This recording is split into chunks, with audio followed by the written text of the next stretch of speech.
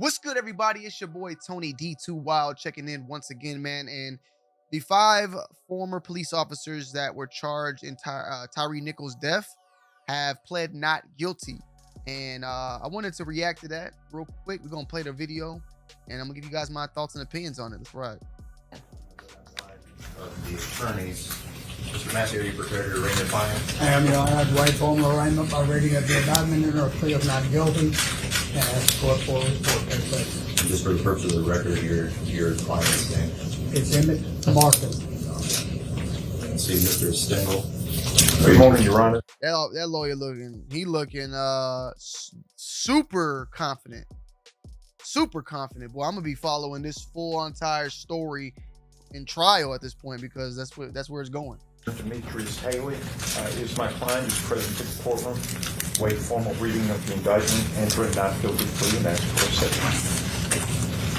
Mr. Perry. Good morning, Your Honor. John Perry on behalf of Mr. Kadarius Bean. At this time, we waive the formal reading of the indictment, offer the court a plea of not guilty. Mr. Summers, I see you back there. Yes, Your Honor. On behalf of my client, Justin Smith, Charles Summers, we entered waive formal reading of the indictment and then plead not guilty on behalf of Mr. Smith. Mr. Allen. Morning, Judge. On behalf of Mr. Mills, we waive formal reading of the indictment and enter a not guilty plea. Gentlemen, each of your attorneys have entered pleas of not guilty on your behalf. Understand that despite everyone's best effort, this case may take some time. Your attorneys are going to be receiving the discovery. Depending on how voluminous the discovery is, it may take some time for the state to collect it all, turn it over to your attorneys. For your attorneys to review that discovery, to prepare their motions and prepare their case. So be patient. Work with your attorneys, cooperate with them, meet with them, go over the discovery. Make sure that if there are any delays, that these delays aren't on account of any of your actions. To those also in attendance, as I've explained to the defendants, this case can take some time. So we do ask for your patience, your continued patience, your continued civility in this case. We understand that there may be some high emotions in this case, but we ask that you continue to be patient with us. Everyone involved wants this case to be concluded as quickly as possible, but it's important for you all to understand. You can basically tell who the cops are. I mean, they all got face masks on. 1, 2, 3, 4. That the state of Tennessee, as well as each one of these defendants, have an absolute right to a fair trial, and I will not allow any behavior that could jeopardize that right. So with that being said, we thank you all for being present. State, understanding that there may be some discovery that needs to be collected, we are going to continue this case out a little bit further to make sure that the discovery is concluded. We're going to reset this matter until May 1st, 9 a.m. State, is there anything else? Your Honor, the only other He said till May 1st. Hold on. 9 a.m. We're going to reset this matter until May 1st, 9 a.m. to each of the defendants to allow certain digital discovery video evidence to be provided. Any objection by any of them? No objection, Your Honor. No objection, Your Honor. Thank you, Your Honor.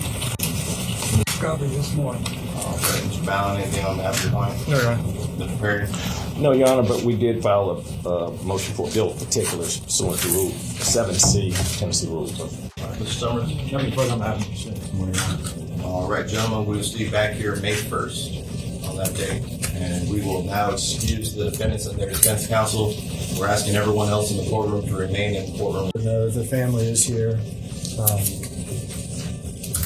$400 so. Thank you. For y'all are excused. Thank you, Your Honor. All prosecutorship. Right. So yeah, man. This is gonna be a crazy case, man. If you guys are familiar with me and my thoughts and opinions when it comes to policing, justice, civil rights, and all the above, I try my best, and I believe in my heart that I call things down the middle, but down the middle. You know, it does not matter what skin color you are. It matters what is right and what is wrong. You know, if a cop tells you to get out the vehicle and you ask why, and keep asking why and why and why, and then that then leads to you getting pulled out and and just put just things done to you.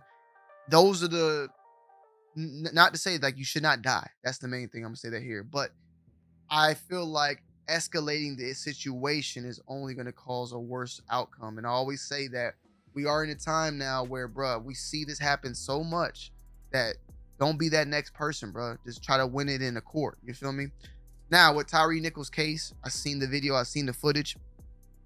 For the most part, he was trying to, cooperate. There was times when he was on the ground though and spinning around and like, what am I asking? What am I doing? What this and that? And there was a lot of fighting and going on to get him, down the ground. Then he ran and all that, which there's points in there where I feel like he, did things that were wrong and that did not help the situation. But on this matter, I would definitely say the ending is where I feel like these cops are going to be found or should be found guilty of murder. I mean, they had the man handcuffed behind his back and just straight molly-whopping. I got to be honest and say it like that. Molly-whopping him in the face, just hands behind the back.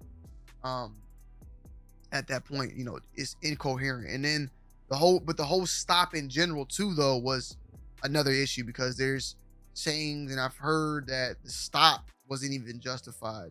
It was the wrong vehicle, wrong person or something with some unjustified stop that had happened there. There's the rumors of the sleeping of the wife and all this and that. There's a whole bunch of speculations and things floating around in this matter. My overall thoughts and opinions, my overall thoughts is that they will be found guilty and they should be found guilty.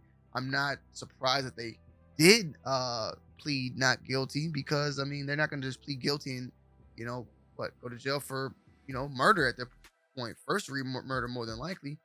But yeah, I'm not here to sit here and say what Tyre could have did differently and all this and that. Because at the end of the day, I think that the cops just went a little bit too overboard. You feel me? Just a little bit too overboard. Not to try to compare other murders and all that, but when you do compare it though to like a George Floyd or Eric Gardner. This one, in my opinion, is worse, because George Floyd, they had him pinned down, they had their knee on him. George Floyd for the most part was kind of like, it was stupid, like he was pinned down and pretty much like not moving, and they still killed him. That was bad, that was bad. Eric Gardner, similar situation, he couldn't breathe, that was bad. But this one, bro, we see this man just get brutally beat to death, beat to death, punched and beat, punch. Not to compare to all, but just to say how much worse this looked on camera and on scene, in my opinion, and done by cops of the same skin color. I feel like we focus so much on black and white and whether the cop is black or white. I feel like the fact that the cop is black, all of these cops are black, and they beat this black man, I feel like that, in my opinion, it should be held to the same, we should react the same way, if not more, because we're killing our own kind now. We're looking at a person that's black and we're beating them to a pulp. You feel me? If these were 5 white cops, boy, it would have been even crazier in my opinion. It would have been way more crazier. It definitely, just the news and stuff, the media would have just went even more crazy with it. But I don't look at that type of stuff, man. I look at this as a police brutality situation, regardless of the skin color. And I do feel like, though, at the same time, the fact that these cops are black, I feel like it. I don't want to say it's just totally different. It's different when you see your own kind do that to your own kind. You feel me? We may sometimes expect to see another white cop kill a black man at this point, this day and age. But 5 black cops beat the living crap out of a man, that's out of another black man too. That's the part that just doesn't make sense, And